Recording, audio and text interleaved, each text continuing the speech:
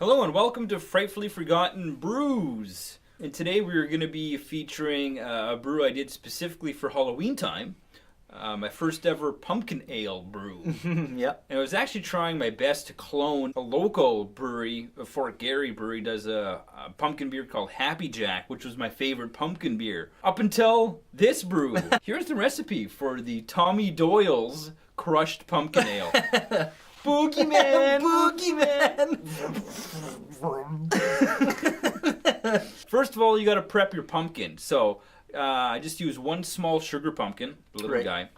When you before you open it up, do you land on it? Yeah, I should have landed on it. And that's how I christen the pumpkin. So you take a little sugar pumpkin, dice it up, cut it into chunks, coat it in brown sugar, bake 2 hours. I baked it. Then you add that to the start of the boil. Okay. So this recipe is for a half batch. I didn't do a full batch because I didn't want tons of pumpkin beer kicking around. 4 pounds pale 2-row, half a pound of Crystal 120, and 1.5 pounds of biscuit malt. Okay. And hops is just half an ounce of Northern Brewer at the start of the boil.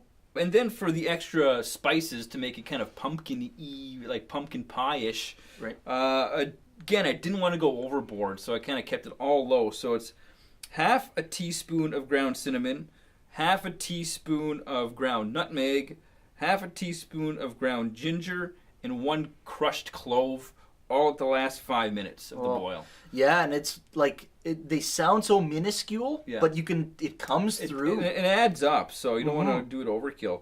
And then I took some oak chips, sanitized them in rum for a couple of hours, and threw that in the secondary fermenter for about a week.